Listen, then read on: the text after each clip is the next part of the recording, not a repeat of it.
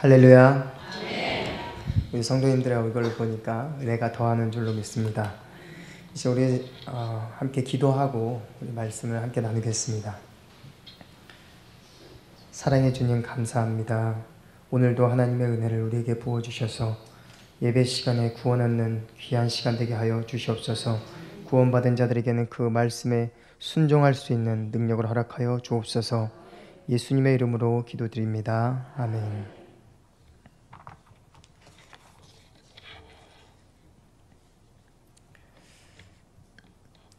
모 국제공항에서 한 국제선 비행기가 비행 시간이 되어서 이륙을 하려고 몇 번을 시도하더니 결국 1시간이 지나서야 이륙을 하게 되었습니다. 그래서 승객들이 승무원에게 이렇게 물었다고 합니다. 무슨 일이 있었던 거죠? 그러자 승무원이 친절하게 대답해 주었습니다. 기장님이 비행기 엔진 속에서 이상한 소리가 자꾸 들린다고 해서요. 아, 그랬군요. 그럼 엔진은 안전하게 수리가 다 되었나요? 그러자 이 승무원이 이렇게 대답했다고 합니다. 아니요, 비행기 기장님을 바꿨습니다. 이 이야기는 사회의 부조리를 풍자하는 짧은 이야기입니다. 우스갯소리지만 이 짧은 이야기는 이렇게 불합리한 사회 구조뿐만 아니라 우리 개인의 신앙도 처세술로 그때그때 위기들을 넘겨야 할 것들이 아니라 신앙의 기본기인 말씀과 기도로 잘 준비되고 깨어 있으라는 교훈을 전해줍니다. 이 마지막 시대에 하나님을 경외하고 복음을 전하는 복된 성도님들이 다수이시기를 진심으로 축원드립니다. 하나님께서는 우리를 복음 전도자로 부르셨습니다. 그것은 우리의 사명입니다. 우리는 날마다 주님께서 주신 사명을 기억해야 합니다. 오늘 본문은 복음 전도자 베드로와 요한의 이야기입니다. 그들은 복음 전도의 사명을 잊지 않고 날마다 정해진 시간을 따라 성전에 올라가 기도를 하곤 했습니다. 복음을 전도할 기회만 찾아오면 그들은 그 기회를 절대로 놓치지 않았습니다. 사명을 기억하고 있었기 때문입니다. 베드로와 요한이 정해진 시간에 기도하러 성전에 올라가는데 그때 복음을 전할 수 있는 좋은 기회를 만났습니다. 그들은 이 일이 당황스러울 만큼 어려운 상황이 될 수도 있다는 상황을 감안하고 있었을 것입니다. 왜냐하면 오늘 본문의 말씀을 보니 복음 때문에 어려운 상황이 왔을 때에 이들은 당황하지 않고 침착하게 그 상황을 대응하는 베드로의 모습을 볼 수 있기 때문입니다. 오늘 본문은 베드로와 요한이 성전 미문에 구걸하던 나면서부터 안진뱅이 되었던 자를 고친 그 다음날 있었던 이야기입니다. 우리는 본문에 나오는 베드로와 요한을 주목해 보면서 어떻게 하면 효과적으로 복음을 전할 수 있는지를 한번 살펴보겠습니다. 7절에 보니 이 일이 나옵니다. 대제사장 안나스와 가야바뿐만 아니라 정치적인 거물들이 모두 모일 만큼 이슈된 이 일은 바로 3장에서 성전 미문에 앉아서 구걸하던 안진뱅이를 낫게 한 사건입니다. 그렇다면 이런 거물급의 정치인들이 모인 이유가 그럼 무엇입니까? 그들은 예수님이 부활하셨다는 소문을 덮기 위해서 군인들에게 뇌물을 주며 거짓된 소문을 흘렸던 자들입니다. 한동안 부활한 예수라는 이름은 잠재워진 듯 했지만 갑자기 예수의 이름으로 기적이 일어났다는 소문이 다시 돌기 시작했던 것입니다. 그러니 오늘 본문 7절 말씀에 이들이 사도들을 세워두고 묻는 말이 무엇입니까? 안진뱅이를 어떻게 고쳤느냐? 라는 질문이 아니라 본문을 보시면 무슨 권세와 누구의 이름으로 이 일을 행하였느냐? 라고 책망하기 시작하죠. 복음을 전할 기회가 찾아왔지만 사도들이라고 해서 세상의 권력 앞에서 쉽게 대처할 만한 상황은 아니었습니다. 그러나 복음을 전할 때에는 자기 힘으로 하려고 하면 반드시 무너지게 되어 있습니다. 그러므로 첫째로 복음을 전하는 사람은 성령으로 충만해야 합니다. 어떻게 하면 세상 권력과 물질 앞에서 담대할 수 있겠습니까? 오늘 8절 말씀을 보겠습니다. 이에 베드로가 성령이 충만하여 이르되, 대답할 때에 그냥 대답하는 것이 아니라 성령이 충만하여 이르되, 이 본문의 구절을 반드시 이곳에 삽입을 하게 된 것입니다. 옛 추억을 돌아볼 때에 이 베드로가 이 대제사장 가야바를 만난 것이 처음이 아니었습니다. 예수님께서 잡히시던 밤에 예수님을 따라갔던 두 제자 중에 한 명은, 사도 요한은 대제사장의 집 안으로 들어갑니다.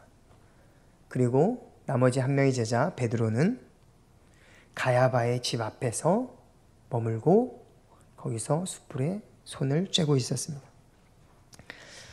대제사장 가야바의 집 앞에서 예수님을 몇 번이나 부인하지요? 3번이나 부인했던 이 베드로가 다시 한번 2번째로 가야바 앞에 섰을 때는 용기를 내었습니다. 왜냐하면 성령의 충만함을 받았기 때문입니다.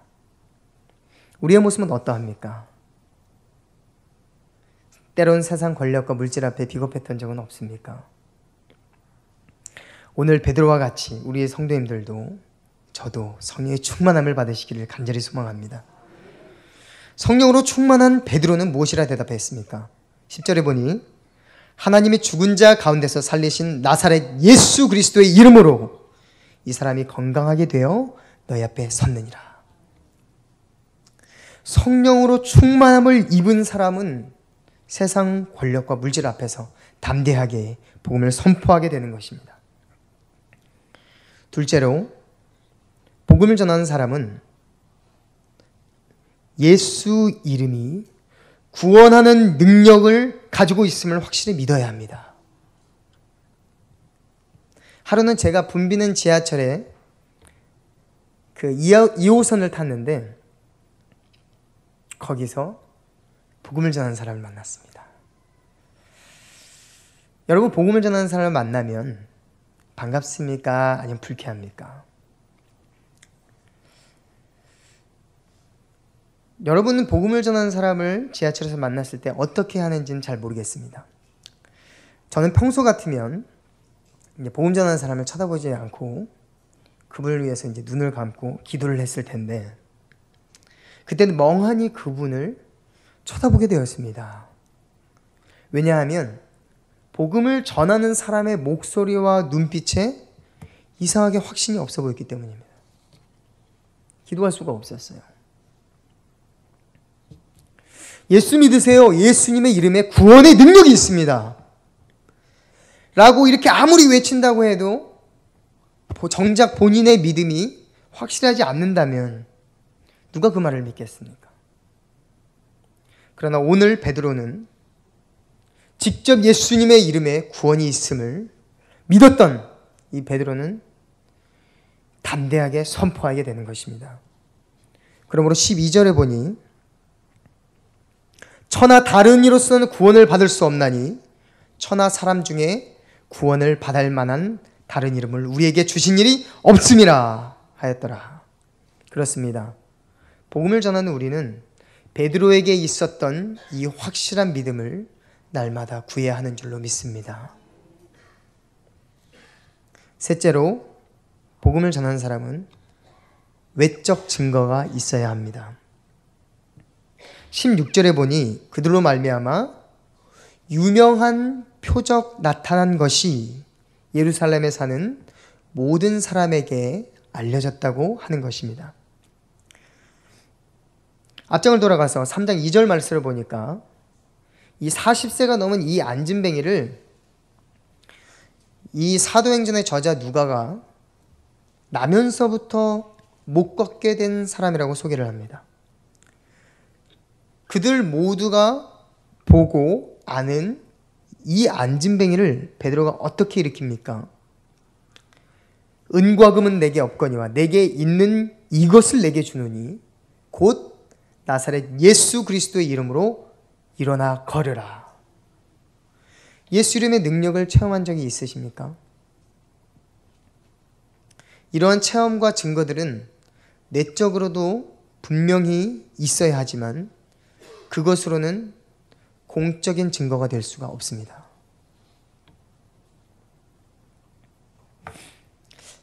제가 이제 심호하고 있는 교회 말레이시아 지역에 그곳에도 현지 교회가 있습니다. 말레이시아에는 크게 세 종류의 종교가 자리 잡고 있는데 그래서 인종에 따라 구분되는데요. 말레이인들은 대부분 말레이시아 국교인 이슬람 종교를 신앙하고 있습니다. 근데 그 중에서 화교인들이 있습니다. 중국 혈통을 가진 이 화교인들은 대부분 불교를 신봉하고 있습니다. 그 중에서 기독교인들은 선교사님들과 현지 목회자들을 통해서 개종한 사람들입니다. 근데 말레이시아의 이 현지 교회들을 보면 대부분 장로교는 거의 없고 거의 다 감리교 또는 순복음 교단입니다. 이들에게 조용기 목사님의 이름을 딱 대면요, 그 이름만 꺼내도 마치 우상처럼 존경하고 받들기도 하더랍니다. 이런 교회들은 방언은 기본입니다. 방언이나 예언, 환상과 같은 개인적이고 신비적인 체험을 굉장히 강조합니다. 그러나 이것을 외적 증거라고는 볼 수가 없고 우리는 내적 증거로 취급해야 합니다. 왜냐하면 그것이 아직 공적으로 교회와 사람들 앞에 공적으로 증거되지 않았기 때문입니다. 물론 이렇게 내적이고 신비적인 증거들이 결코 무시해서는 안 됩니다. 왜냐하면 이것이 공적으로 입증된 후에는 외적 증거가 되기 때문입니다.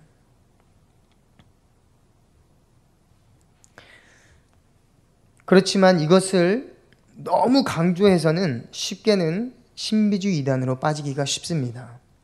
그래서 공적으로 쉽게 입증될 수 없는 것들, 그런 것들만 강조하기는 어렵습니다.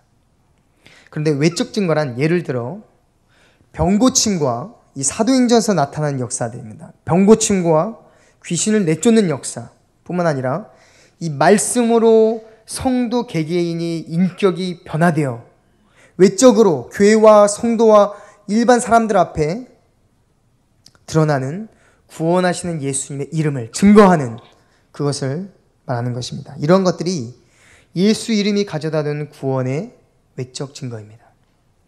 말레이시아에서 제가 양육하는 주일학교 어린이들이 이제 한 30명가량 정도가 있는데 그 중에 한 어린이가 얼마나 말썽을 피우냐 하면요, 하루는 이 아이가 30km가 떨어진 큰 교회에 출석을 했는데 그 교회에서 연락이 왔습니다. 임모모라고 하는 어린이가 우리 교회에 왔는데 교회 와서 아이들을 그렇게 괴롭힌다고 데려가 달라는 연락이 왔습니다. 그리고 그 교회에 등록까지 했다라고 하는 겁니다. 그래서 난리가 났습니다. 그 아이는 제가 가르치는 아이입니다. 그러던 그 아이가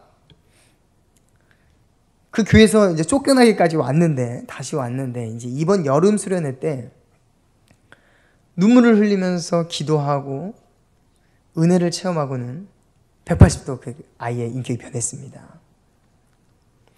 그리고 한 달이 지나서 부모님께 연락이 왔습니다. 교회에서 우리 아이에게 무슨 일이 있었느냐고.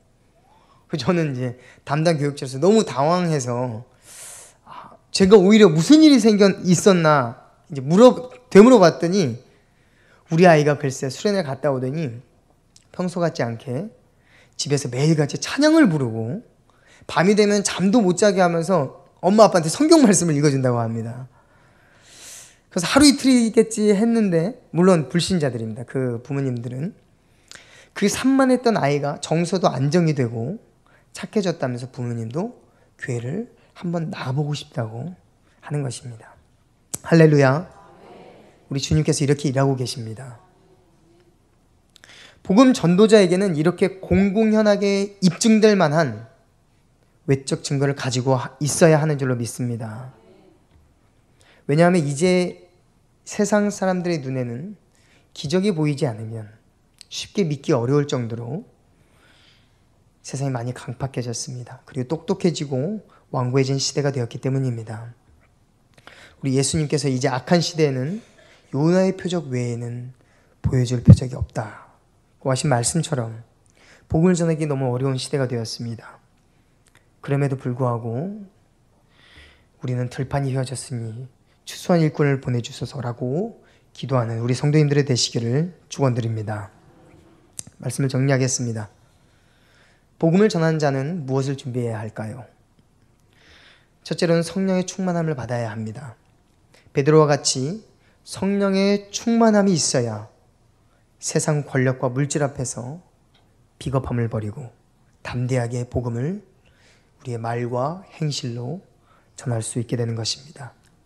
둘째로는 내가 전하는 예수 이름에는 구원하시는 능력이 있음을 확실히 믿어야 합니다.